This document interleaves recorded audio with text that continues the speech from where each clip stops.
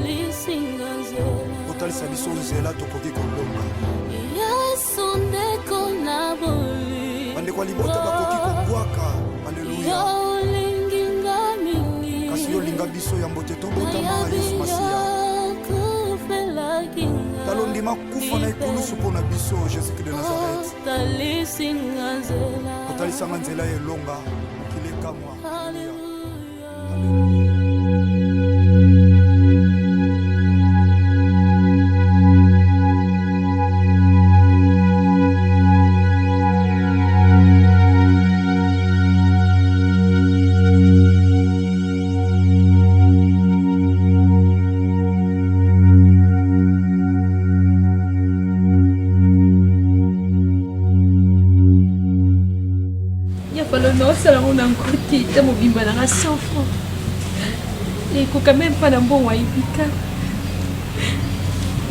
Nous avons soumis au cabinet. Qui s'en amène?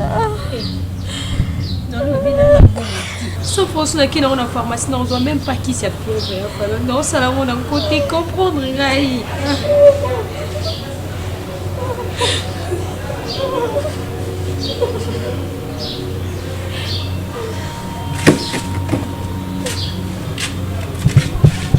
Ça fait la main. Hein? La main dans le Hein? Ça fait la main dans le Maï.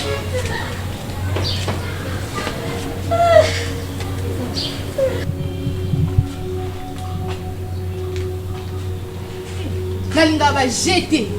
Hein? On nous la sani yo to lenga. Hein? Eh. Tana inzami. Nana pour ce solo ma bête me boti na pour ça ni kabino. Tu n'as pas la même sabi pourquoi? Hein? Eh. Yo. Ah, Zambina, tout ça c'est Nima. Mais je ne comprends pas. Yo, tu n'as pas lavé mes habits, pourquoi?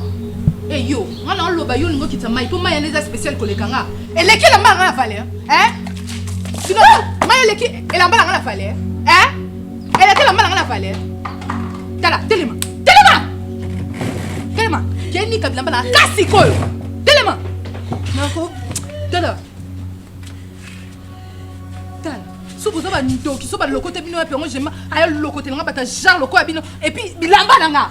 Eh les amis.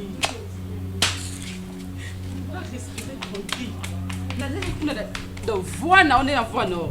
Qu'est-ce qui se passe au juste? Nga la pesi bango bilamba sote ke na futa bango et puis ba teto mi balé pour venir ki nga bilamba ni ki nga bilamba nga te. Après yo le banga ki na ga na te poani. Apaise-toi. Apaise-toi. Toi tu vas laver ça. Ah. Mais dis-moi que tu vas laver ça, la personne on là-bas, on a place sur on a place. Ne crie pas sur moi. Eh, attention. Pardon. Ta maman so sakana nga na kanela ni baba jeté. Pardon, yoka. Non biboy. Au quoi traiter bango tina niveau te eko. Surtout à la bilamba kwa mami wa tonda pesa nga kanda. Le quoi à ça là qui pas non il faut traiter bango boy. Ils d'après toi arrête ça, nazo pection mozo ça la kaka. Baza batu non. Baza pe na famille kande baza wana. Boni boy. Famille ni baloko ta mona na nzete. Bakota mana nzete. Ah boni boy. Ko eko. Boni n'ébite. Imagine que yo nesko oza na place na bango. Eh, jamais. Ah.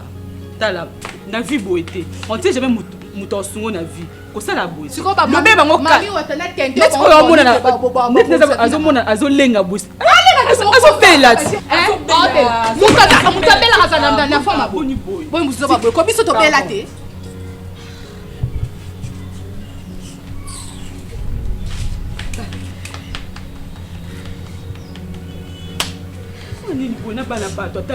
Azobela fièvre.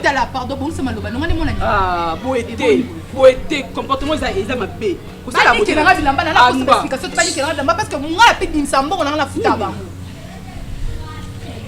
Madame, on va appeler ça coup. Madame. Et comment elle se met? Hey! T'as pas mams. Nazangi mbongo osomeli kisi mo ezali. Boka tata na salaire na somela ko ntia na kisi. Ah ouais. Suka kufi o manga. La bientôt non ta finanga kingo. OK, c'est bon alors. Je sais pas, est-ce que je peux avoir quelque chose ici? Comme ça, on me met dans l'hôpital.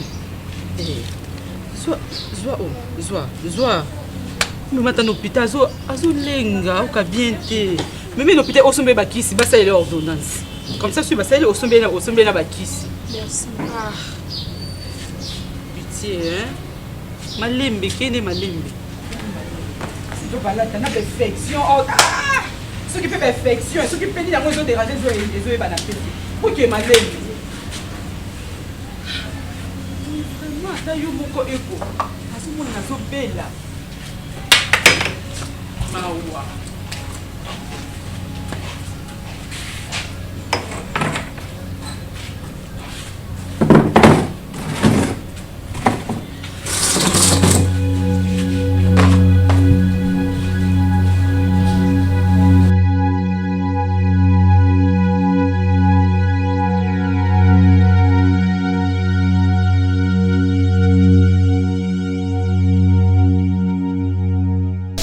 Ma sœur, bon, on a pu n'aouter qui bouille. C'est lui qui n'a pas la frère mon à Katsawa. Frère mon à Bagdad côté aïe. Mais ça fait un temps où il y a déjà une église, mais au Kangamananga, au Solissango, au Solissango, c'est pourquoi? Pour savoir juste parce qu'il y a ça qui est c'est moi l'ancien de l'église. N'est-ce pas que Ngam m'appelle ce quoi fermissement? Je sais ça. Et puis je suis l'ancien de l'église, tu le sais très bien. Ngam n'ordonne pas mais cause la musique ça me fait mal. Bon, je ne sais pas pour toi. Moi ça me dérange. Ça me dérange parce que tu es une sœur de l'église, je dois t'apprendre beaucoup de choses. Oui. Mais déjà, en nous donnant l'affermissement, on doit apprendre un autre. Tu veux m'apprendre encore quoi? Non, l'autre fois je t'avais demandé le numéro Nayo. Et puis tu n'es que ici là qui oblige pour qu'il au cas jamais pour ça la racine. Et puis le groupe là sur intercession bah nous se un numéro nangai. Mais toi Rosan un numéro nangai, c'est l'orgueil ou comment maman? Hein? Pas de l'orgueil. Alors c'est quoi? Tout ça en permanence, on se voit presque tous les jours, n'est-ce pas? Bien sûr, tout le monde a moi je vais, tu vois, hein, que ça soit vraiment il y a pemeni. Donc hein, bah serre moro, bon on bien. Frère Moko, non, ancien de l'église.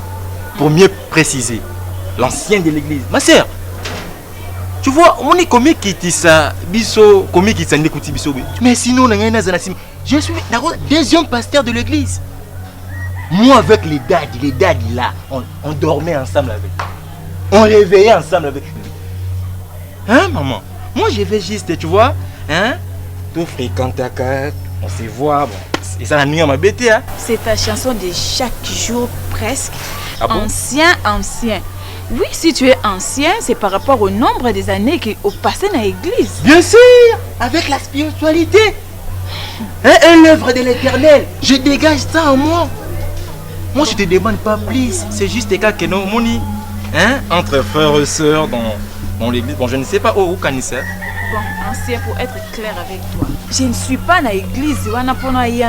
Soi-disant tout près de you. Non. Ok? Si je me suis retrouvée dans la permanence, c'est suite à des circonstances de la vie que je me suis retrouvée là-bas. Alors, non, je ne sais pas de quoi, mon numéro, ceci, cela, ça ne me concerne même pas.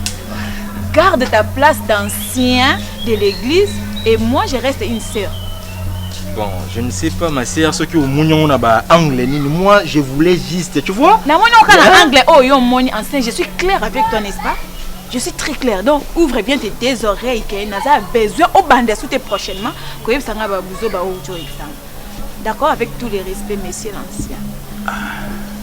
Je ne sais pas, ma soeur. Naka, nani non singa que tous à la bien église, il faut répondre à nous le babon. Ancien, je te respecte. Prochainement, ne répète plus.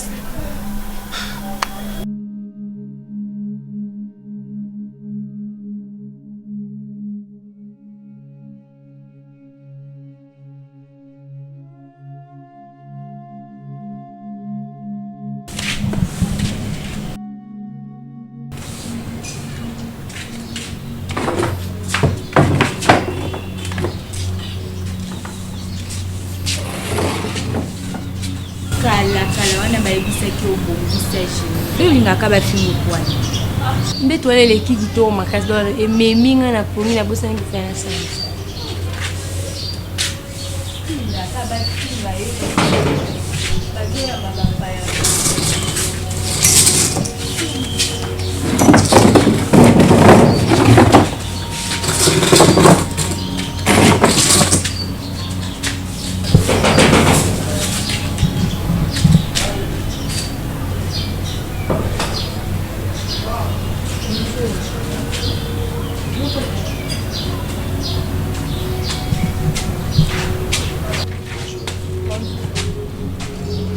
fille bazaka bazate. Pardon, on a qu'un rapport.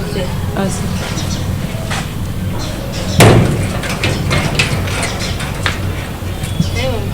Bafille bazaka bazate. Ah, bah patron nanga. Mais ça kati. Bazate besoin là bas. Maman, c'est moi qui suis là, donc on se met Pourquoi le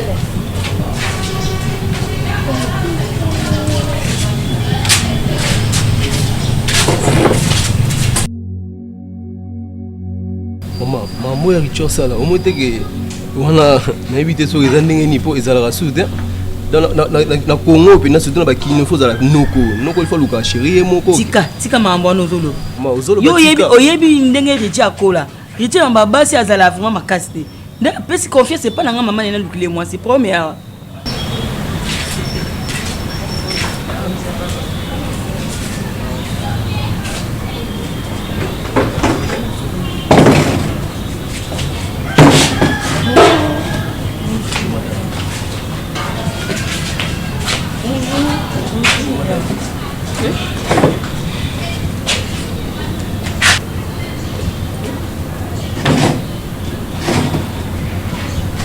Eh bon, maman, tout le monde est venu à toute surprise, pour éviter problème. En fait, le bosso, c'est comme s'il y a un problème. Bino oui bibi sauté mais ngana mona bino e bobima. Et au défait qui bloque pas là. Ah bon, nous avons pas besoin de point. Bon en fait eza maman nyongote a on a une situation où Nimibiso a. Il y a un grand frère qui est mon grand frère, Aza moi et maman, Aza Angola. En fait, il m'avait dit il y a pour le moi si Ningezala kaka chose grave où ils là ba vie autour ça dans lelo et comme m'appelle na passi. Il m'avait dit il y a le moi si mais zélo moi où ils là moi passi na vie autour ça dans lelo. C'est là. En fait, nga mona bino e bobimaka. Na sepela na bino déjà. Moi nanga aza vraiment mabami ya basité. Nde abengenga fala ya kobala. Na lukile mwasi. Nde na mona bino ya bobima na sepela na bino. Non maman, ça va expliquer bon mon hiver koliming na mo ba kimyanga na kansaka ok kisango ya no bangisa ngai. Ko soto kina famille catholique mbela kenda ya kisango. Yango moni na en tout cas na apprécier bino vraiment. Bino ko yebinga te menga na sepela na bino. Yango na yakina soka ye de maman ah bon yeba bisumba moko banga no. Maman moninga moi si malamu mama tala moninga na venu mabalungola kanga. Bonga na ye ah pam. Na bibi. Maman soso zunga bokilo no mama. Ah maman. Maman biso to ko lo babina ebelete. C'est mieux que bon c'est mec qui l'a maman monite que photo luka ti l'état grand frère yaka. C'est mec qui était là. Allez kasi ya moto do lobati.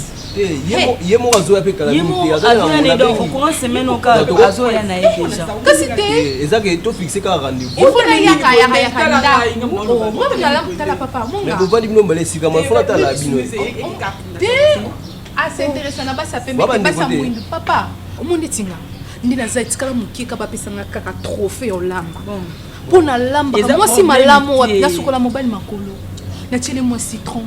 Moi en fait c'est là en fait ngana luwa kaka moi so akotia moi nanga kimia maman déranger muto moi na moi ça pembe akim sanguna kasi te basa pe ba sirène maman c'est metika hein ça pour MT ça va azoya na si ba semaine prochaine si to kuma ba samedi grand frère ça la déjà pose à la laisse biso to pesa bino kaka briefing ya jour ya pour que boya to kutana to mona Moi, c'est que je suis Mais ça, on a le numéro là. Vous allez à l'aise. Maman. Ah, tu voyages. Maman. Au moment où tu voyages, je suis vraiment fatiguée. Je suis professionnelle dans ma campagne.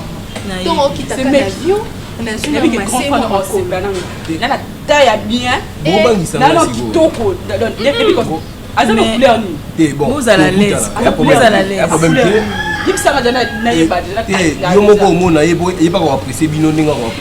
Papa, tu Zala à l'aise.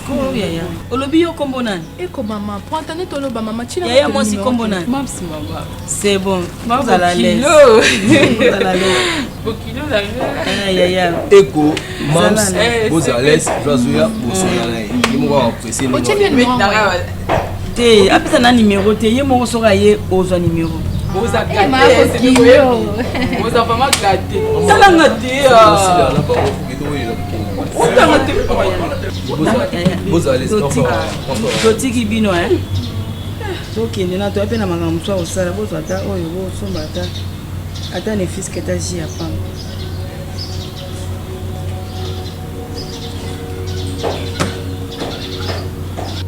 Lona ya ata $100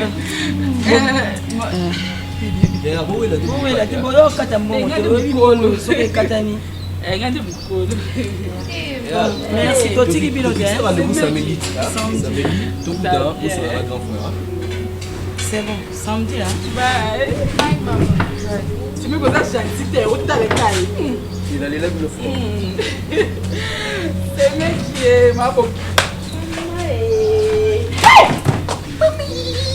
non comment moi si il m'a beaucoup dans mon nez eh bon mais comment on est sur mi baleti ali nanga ne tatsindelinga wala kote na poso ganga te bana na mikia na bafumia na bazana kati kuna bayo kanga siko mufuta bango yo na mtotula vous payez nanga tinga $100 asa vous payez nanga no tabe na itinga da sirene o moko tourner salwe on tourner salwe yi.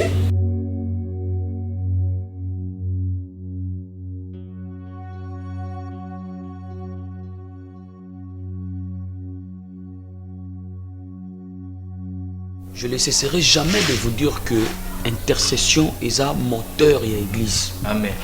Alors pour que tout bi kabola mwanzambe, il faut continuer toujours dans le il y a spiritualité parce que quand j'entre à l'église, dans la prière, dans le programme au Bozan en tout cas, ça me fait beaucoup du bien. Donc église et vivre dans la prière. Donc à travers la prière nabino ça peut faire que l'église nabiso ko avancer. En dehors il y a la prière même générale, vous devez être fort, il y a ko sambela d'une manière individuelle yomoko. Tu te mets en prière pour na yomoko pe vi na yo za na relation moko parfaite avec l'Éternel. Alors sur ce nazwa ki temps ya kozala na présence ya Nzambe. Et Nzambe atalisinga makambo ebele liboso na biso pour notre église. Alors, nous devons se préparer en conséquence. To mikota na kata prière. Mais kobosa na te que prière nyon surtout ezalaka na ba orientation na ngweza na manière autour kosalela. Alors Dieu m'a inspiré, il m'a orienté que nanga inabino tokota mabondeli. Mais certes que mabondeli otokokota ezalokola bomé sa noter. Nous serons en jeûne et prière. Alors, selon le programme à ce qui concerne le jeûne, nous allons jeûner pendant 3 jours. Puis tozala à sec. Tokomela maïté, tokolié le côté pendant 3 jours. Tozomitia na kati ya ba forte prière et je sais que Dieu va nous faire grâce. Daddy. Pardon Daddy. Merci nakati vraiment ma parole t'es Daddy. Omoni Daddy. Évolution na zuna ba na selon encadrement ni na zo encadrer ba pourquoi pas tout le monde a 3 tout ça 10 jours hein Daddy je ne sais hein Rodrigue avec vivacité ba prière wana hein ma sœur la maman non arrête ozolingo oyo exige Nzambe ponani wana eza pasteur nde alala ki Nzambe la maman arrête depuis quand na zo loba toi tu parles. Hein? Et puis nous sommes avec le Daddy ensemble. Écoute, Daddy, avec beaucoup de respect que je te dois, Daddy, yo yeko, namo beaucoup oyo yo misani saki biso na yo ensemble. Et ça peut de même manière oyo, il faut te former banane ba yesika Daddy. Daddy, si tu te souviens bien de ça Daddy. On a peiné ici, on a fait un mois pratiquement, 3 semaines sans manger, des jeunes à sec. Mais Daddy, bango déjà basu déjà moi vivacité wana avec moi dans le cadre. S'il vous plaît, j'aimerais que tu saches que personne a l'autorité de s'imposer devant Dieu. Oui, Daddy, amen. Donc, tel que je suis là, ne croyez pas que Naza Mouto n'a qu'au yekola makambo nzambe. Non, Daddy, au moins bango ça dit moi pour faciliter bango. Attendez. Au moins ne bayambi amen. Attendez. Et c'est pas question qu'on faciliter bango ou quoi. Tant que Dieu a dit 3 jours, on va faire 3 jours. Si Dieu dit 10 jours, on va faire 10 jours. Je ne vais plus être Moïse. Lorsque Dieu dit à Moïse, Moïse frappez, Moïse il parle. Quand Dieu dit parle, Moïse il frappe. Tu vois, c'est ce qui a fait que Moïse a comme une mission qui nous a soukate. Alors, tel que nous sommes là, également que moi, nous sommes des esclaves de la parole de Dieu. Amen. Vous voyez? Donc, tout ça, la gêne 3 jours dans la même manière que le Seigneur a dit. Non, on peut la nengue ma bête que nasa la soki nengue ni mais c'est juste que je vais bana bakola na bayaki et puis nengue yo moko sepeli na ningozo mona kilt matinal les okende na ngati ba matza moi shiro wana Daddy na nengue ma bête Daddy mais vu que bango pe baza ba fainéante nan ba message na makamba lo samoté on a accepté de. Moi je vous dirais ceci. Souci yo kozala nango po bango bakola mais okozwa place ya nzambe te. Même Jésus lui-même, à un moment, il a dit, Père, si tu peux, éloigne de moi cette coupe. Mais à la fin, il dit, Seigneur, que ta volonté soit faite. Amen. Donc, vous devez toujours chercher à avoir la volonté de Dieu. C'est ça. Amen. Merci beaucoup. Je ne sais pas comment on a pu le faire. La quantité de boyette, et vous négligez rendez-vous. Rendez-vous qui toque en casse. Donc on néglige en route. Abaloki ngatoni. Le sentiment que nous avons zali, je dis c'est mon grand frère. Si tant y a la maman pour ne pas y a la mais hier comme moi ko limba moi yuma so za ngai même jour dans mon ebi nomba moi da to lo la kiango nga moi la yuma mais maman c'est réalité ça ndenga zati bona lobele makambo aza yuma te za ndenge na ye yo pe na profiter na sola na bino lokola pe moko azati lelo soki richa poni moko boka bolanga na mwana ngate lelo basi lelo bokoma mubala bulingi yo olingi kokabola ina mama lelo nga na koma mama ndoki lekine obolinga ko sentir yete pona boti bana nga ka mibale na olinga te boya boti ya division entre ngai na mwana ngai donc lelo richa ko pona ozala bien ozala pe troisième mwana ngai na osepela na bongo bo stocker de la bongo donc ozala bien son nga ko ba kisa bo na o mama mo richi on sala jamais choix ya bien ba on va pas vous avez la laisse, vous à l'aise. Voilà. David, tu vas bien? Ouais, très bien. Tu vois que je suis mis en cookie. Ouais. Ma fille en haut, elles sont toutes belles. Vraiment. Mais il va choisir. David, si vous pouvez me donner un peu le temps là sur la ça serait une très bonne chose. C'est bon, oui. Non, t'inquiète. Toi, t'es un soldat. Il faut. Vous allez un peu. On a dit que vous n'avez pas logé côté. Sans toi, allez. Voilà. Non, ça va.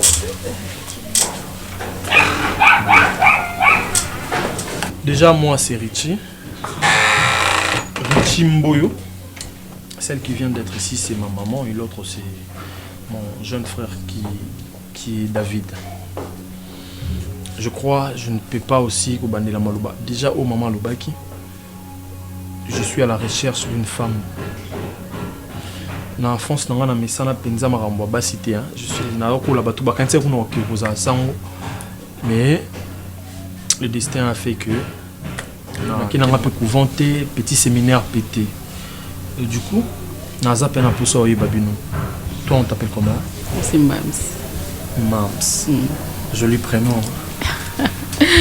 Et la grande, le nom c'est Echo. Franchement, j'adore ta naturalité. Merci. Tu es trop naturelle.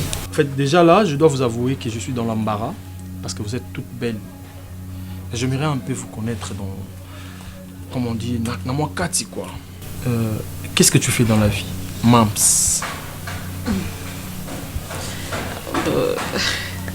Je sais pas comment dirais-je. Dans la vie, en fait, quand qui cherche trouve, non? Donc, je cherche comment vivre à me débrouiller et tout. En fait, chaque jour, je suis à la maison, sauf le week-end, samedi, dimanche. Dans la baboum, ambiance. Baboum, genre. Ma boîte de nuit. Ok. Donc, et ça la rend bien, moi, musique, voilà. Donc, ça me fait du bien, quoi. Ok. La boîte de nuit, genre au Canada, 1h, 2h, 23h, et puis tu rentres à quelle heure souvent? Après, à 4h, comme ce 5h, 6h, je suis à la maison. Genre le week-end, les samedis, tu pars en boîte ouais, de 23h et tu rentres à 5h. À 5h, je me repose. Le lendemain, et puis.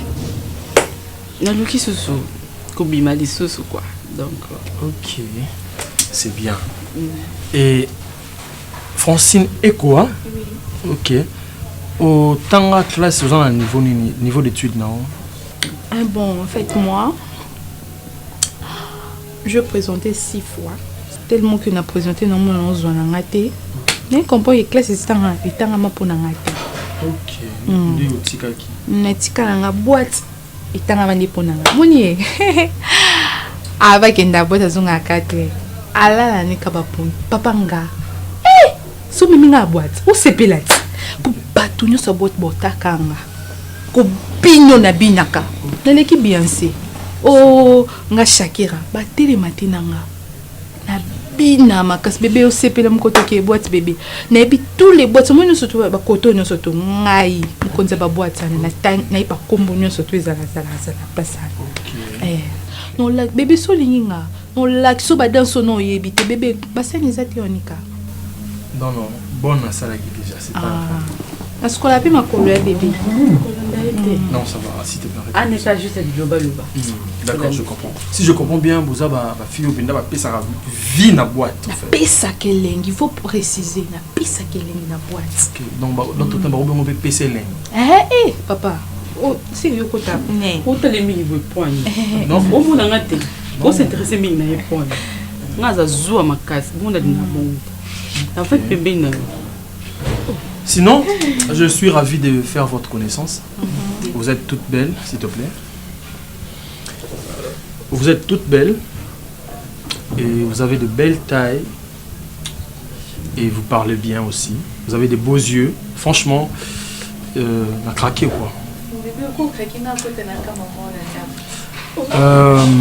Je suis dans l'embarras. Je t'ai demandé, s'il te plaît, avec beaucoup de respect. Avec beaucoup de respect. Je suis dans l'embarras. Je vais prendre un peu le temps, il y a digérer crack nangai.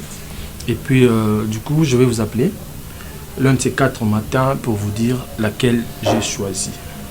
Mais laissez-moi vous dire que ce que moi, si c'est une joie au fait. Sinon, je vous appelle l'un de ces 4 matins. Ok. Franchement, Dieu vous a créé. Sérieux. Merci. Pardon? Bon, vous partez à Kimbuta. D'accord. Je vous appelle. D'accord. Passez une bonne journée. Bisous.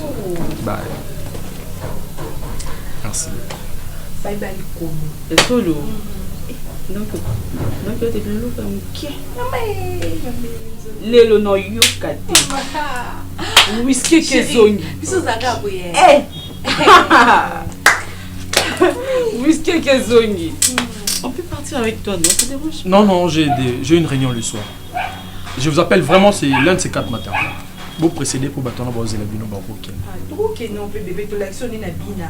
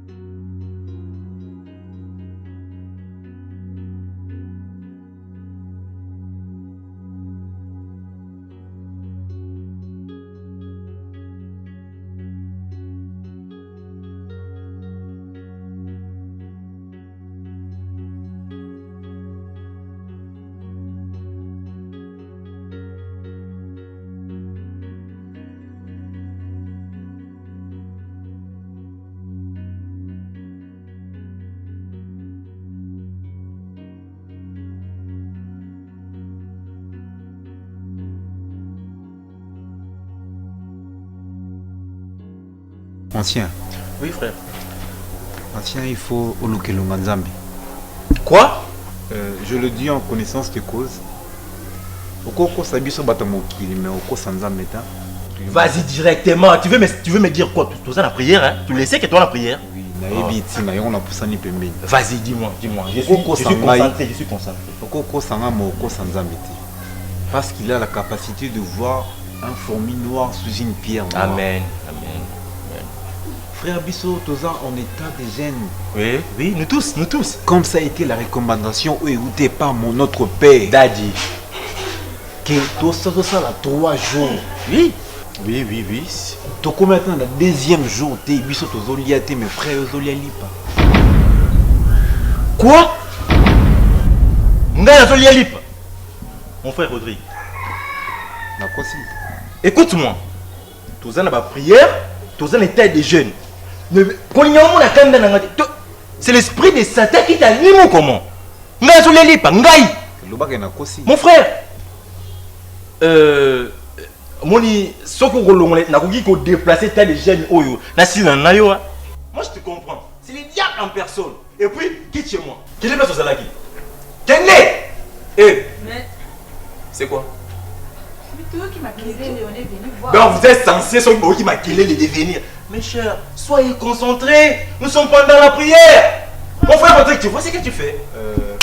Mes soeurs, excusez pour l'environnage. Mon qui conscient, le Konabiso. Voilà le côté aux autres traduire là-bas. Tu es Nakati. Oui. Écoute. Oui, frère Rodrigue, Oui, que votre Toza en état de gêne. Oui. Oui. Mais je surpris notre ancien en train de manger le pain. Je vous avais dit qu'il y aura des songes au il est en train de rêver. Tu vois comment notre Dieu agit? Non.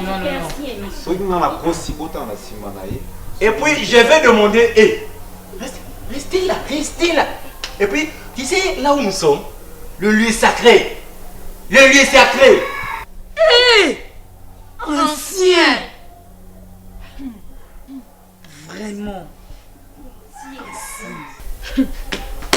Daddy sera informé. Les Daddy sera informé, ancien. Toi, tu ne peux pas faire ça. Si c'était les frères Rodrigue, on allait comprendre. Ma soeur, de quel droit gagne la ma soeur? Moi, à ta place, je ne parlerai même pas ancien. Vraiment? Sony. Vraiment? Sony.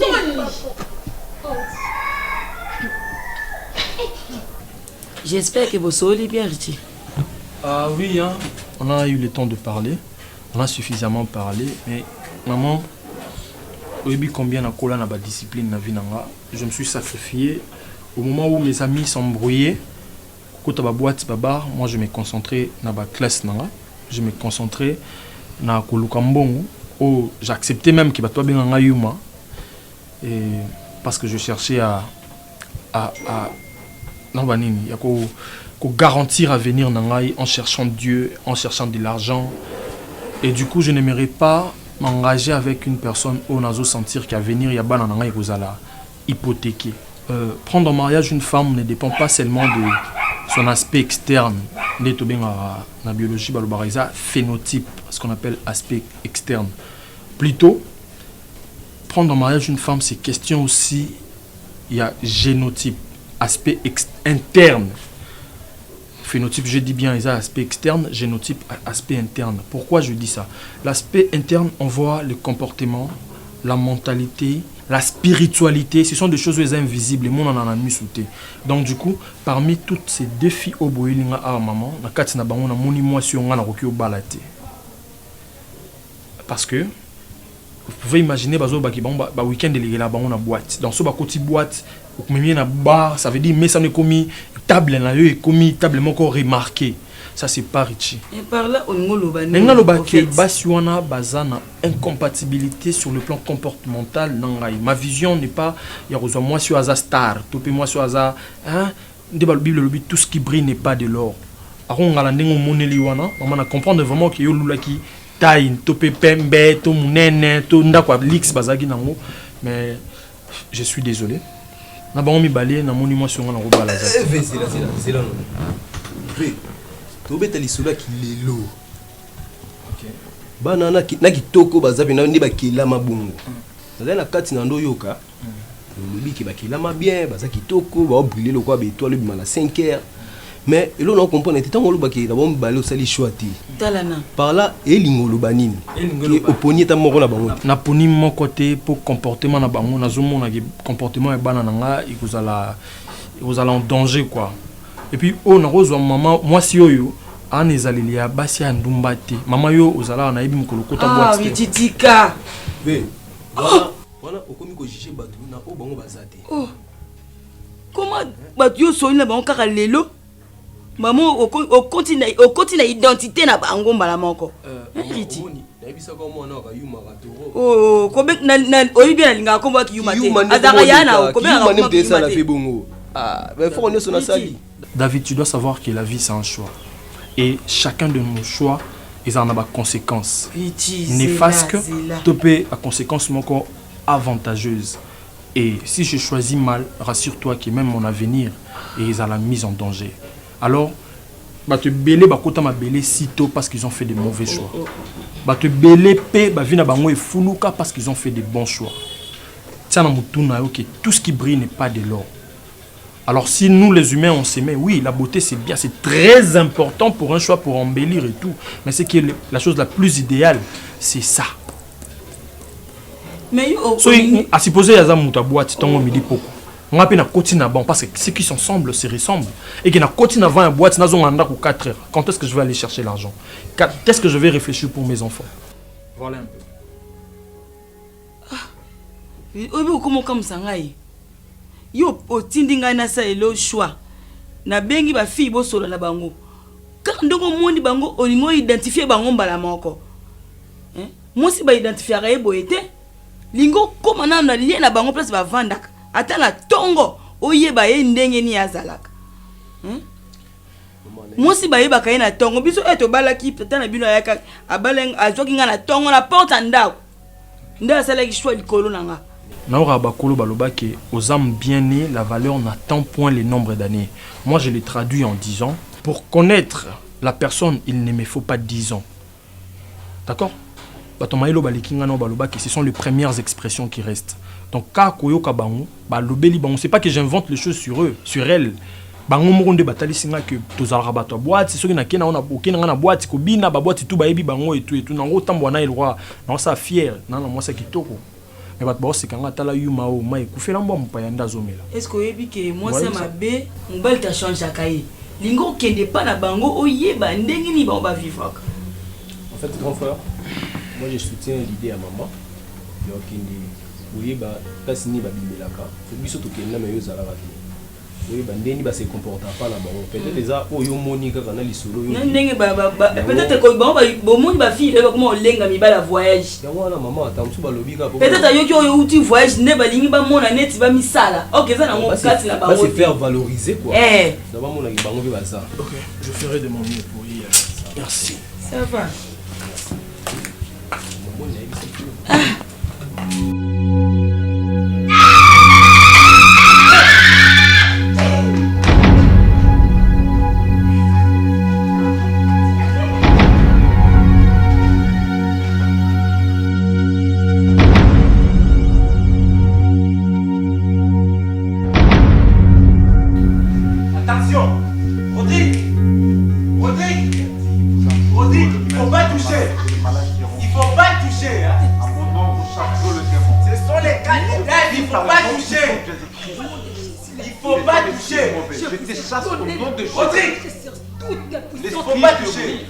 L'esprit démoniaque, je te chasse au nom de ce corps, au nom de Jésus. Quitte ce corps, je te chasse au nom de Jésus. La Bible, nous imposerons le main sur le malade et les malades seront guéris. Dans mon nom, vous chasserez le démon. Rodrigue, il ne faut pas toucher. Rodrigue, il ne faut pas toucher. Rodrigue, il ne faut pas toucher. Rodrigue. Nous te chassons hors de ce corps. Dans le nom puissant de Jésus. Il n'a aucun pouvoir. Nous te chassons au nom puissant de Jésus. Au nom de Jésus. Au nom de Jésus. Au nom de Jésus. Écoutez, Il est écrit dans sa parole. Je vous ai donné le pouvoir de marcher sur toute la force des ennemis. Alléluia. Rien ne pourra vous nuire. Amen. Notre Dieu est puissant. Il a vaincu Satan à la croix de Golgotha.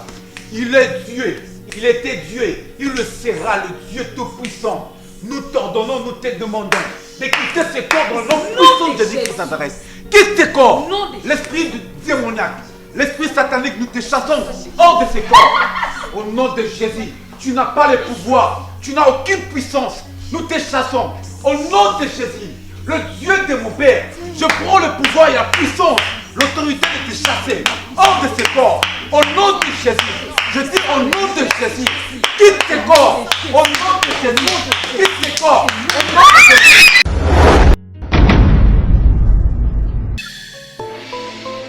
Ichimboyo officiel, ça donne envie de suivre encore et encore. N'hésitez surtout pas de liker la vidéo et si vous êtes nouveau, abonnez-vous et décrochez la cloche des notifications pour ne rien rater.